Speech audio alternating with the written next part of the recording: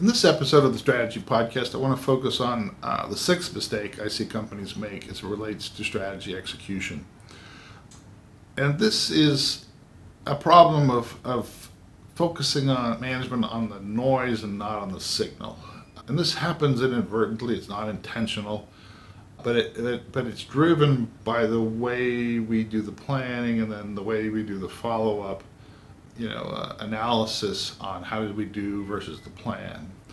And it particularly happens in places where we make detailed forecasts and detailed budgets, particularly at long time frames.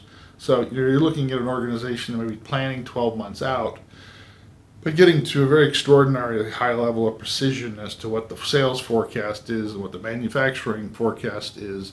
And those then baked up into a highly precise budget that's going to need to be completed. And then, as you get through the year, you end up having to go through this process of analyzing why aren't you on plan, and again doing all this work to explain the variances.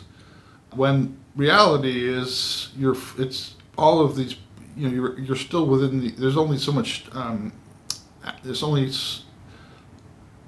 It's the amount of error you have in your forecast that matters. So if you're within the standard error on the forecast, you shouldn't be having to do a lot of variance analysis because that's within the range of what's expected.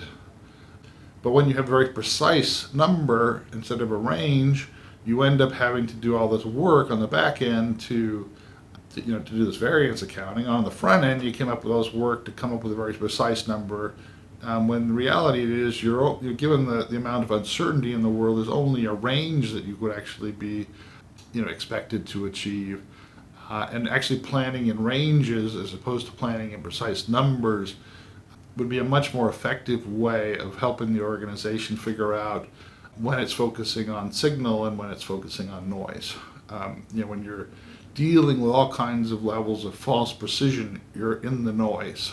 And this can be extraordinarily time-consuming and distracting, and it ends up being very discouraging, disheartening to people who know they're actually doing a false level of precision in the planning and then a false level of variance accounting or variance accounting against a falsely precise plan.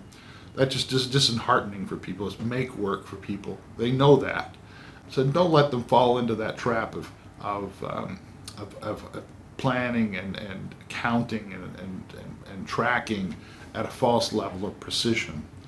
Be very careful about that and make sure that you don't ask for overly precise forecasts or overly precise budgets.